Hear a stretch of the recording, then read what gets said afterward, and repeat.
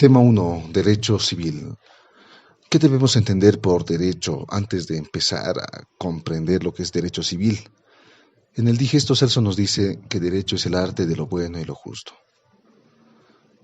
Esta concepción resume la cultura y el conocimiento de lo que es el derecho. Se está manifestando la racionalidad del hombre para regular la conducta de las personas. ¿Podría el hombre vivir en una sociedad sin derecho? El hombre no puede alejarse del derecho. La respuesta está en la máxima ubi societas ubi jus, que como dijo Aristóteles, el hombre es un ser social por naturaleza. Y allá donde exista una sociedad, necesariamente existirá derecho, por cuanto el derecho es una cualidad innata a la existencia de las personas. ¿Cuál es la función del derecho? Además de regular la vida del hombre, el derecho es un instrumento para el logro de valores, tales como la justicia, igualdad, el bien común, o como conocemos en nuestro medio, el vivir bien.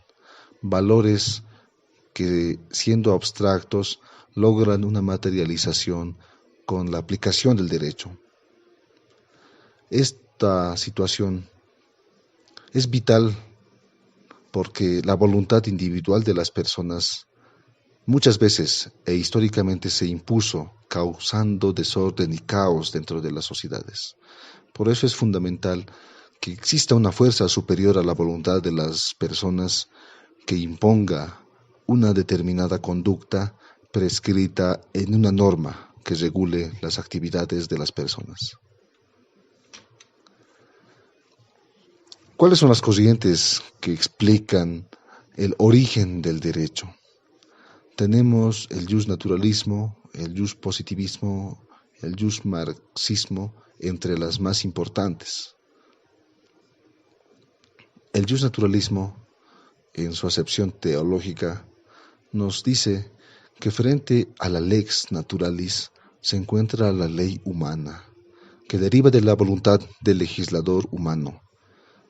Pero para ser considerada como derecho, esta debe ser justa y recta, es decir, que debe participar de la ley eterna y ley natural. La ley del hombre debe enmarcarse en esos presupuestos concebidos por la ley eterna y la ley natural. Por otra parte, la acepción racionalista nos dice que el derecho deriva de la naturaleza humana por ser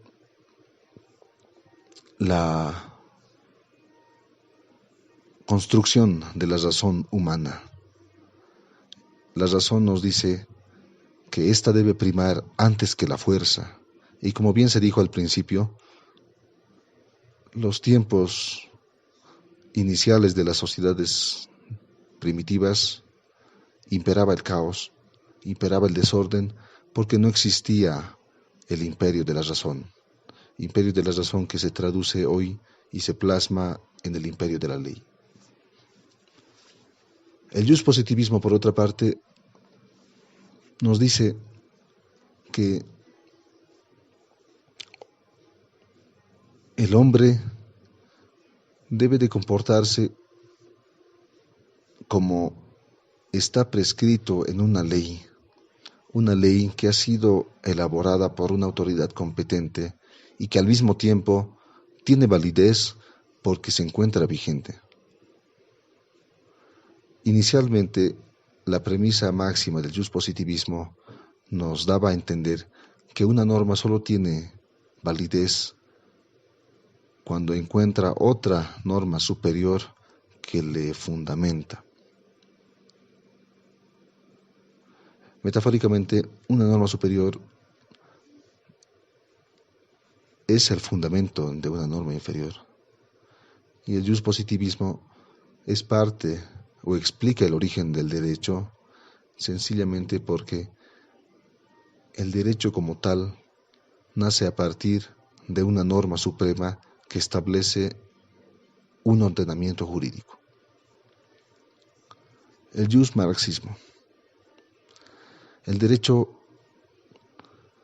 Es un instrumento de la burguesía, nos dice esta corriente, que surge cuando los hombres se apropiaron de los bienes de la naturaleza, tomando en cuenta de que el derecho viene a constituir únicamente parte de la superestructura, de una estructura económica diseñada para preservar los intereses de la burguesía. Aquellos intereses jurídicamente tutelados se constituyen en la base de un sistema que responde a una clase social. Desde el punto de vista de esta corriente, esta vendría a ser el origen del derecho actual. Pasando a otros puntos, nos damos cuenta que el derecho, si bien tuvo orígenes explicados desde el punto de vista de distintas corrientes, hoy por hoy se constituye en un instrumento que regula la conducta social esencial para la armonía de la convivencia de las personas. ¿Cuál es el objeto del derecho? El objeto del derecho son las normas positivas. Dentro de un sistema positivo no se podría esperar otra cosa. Normas que están siendo constantemente elaboradas por un órgano competente, puestas en vigencia también por otro órgano competente como lo es el Ejecutivo de toda la nación republicana. ¿Qué es la norma? Esa norma positiva, esa norma fruto del procedimiento legislativo que emana de un órgano legislativo. La norma es una regla de conducta, un paradigma construida por la inteligencia de los hombres para disciplinar la vida individual y colectiva de los hombres. Esa norma, esa regla, ese canon de comportamiento es el límite del libre arbitrio de las personas. Haciéndonos la pregunta de qué es la norma, también podemos plantearnos qué es el derecho en sí, a lo cual podemos dar una idea básica, siendo el derecho un sistema de normas y principios de una determinada sociedad que rige su actividad, tanto de los individuos como de los colectivos. El objetivo final viene a ser la seguridad jurídica y el respeto de los derechos que se constituyen la paz social. Para entender mejor los conceptos básicos del derecho, tenemos que entender qué es una norma, qué es un instituto jurídico. Como bien lo dijimos, la norma es un mandato hipotético previsto por el legislador. Un instituto jurídico es ese conjunto de normas que regulan postulados de una misma naturaleza. Por ejemplo, tenemos un conjunto de normas que van a regular dentro del campo civil los derechos reales, otro conjunto de normas que van a regular el derecho de personas, otro conjunto de normas que van a regular el derecho de sucesiones y así. Existe también el Instituto Jurídico Especial de las otras ramas del derecho. Pero también tenemos que entender que dentro de los conceptos que tenemos que tener claro inicialmente está en diferenciar lo que es el derecho objetivo y el derecho subjetivo. El derecho objetivo son las normas escritas y vigentes del ordenamiento jurídico, todos aquellos cuerpos legales que han sido codificados y que se encuentran vigentes dentro de nuestro sistema de normas. El derecho subjetivo, por otra parte, como dijo Jering, es el interés jurídicamente tutelado. Son aquellas prerrogativas, aquellas facultades de las cuales una persona es titular. Asimismo, tenemos que entender la diferencia del sujeto activo frente al sujeto pasivo. Dentro de la relación jurídica que ya hablamos, líneas arriba, el sujeto activo es el titular del derecho subjetivo, aquella persona que puede exigir su cumplimiento. Por otra parte, tenemos el derecho pasivo, aquella persona titular del deber jurídico dentro de la relación jurídica. Más adelante, es preciso entender también la diferencia entre el derecho sustantivo y el derecho adjetivo. Por derecho sustantivo, ya que estamos hablando del sistema positivo, entendemos aquel conjunto de leyes materiales de las cuales nacen justamente los derechos subjetivos. Por otra parte, tenemos el derecho adjetivo, que se traduce ni más ni menos en el procedimiento o en el proceso que pone en movimiento a aquellos derechos sustantivos.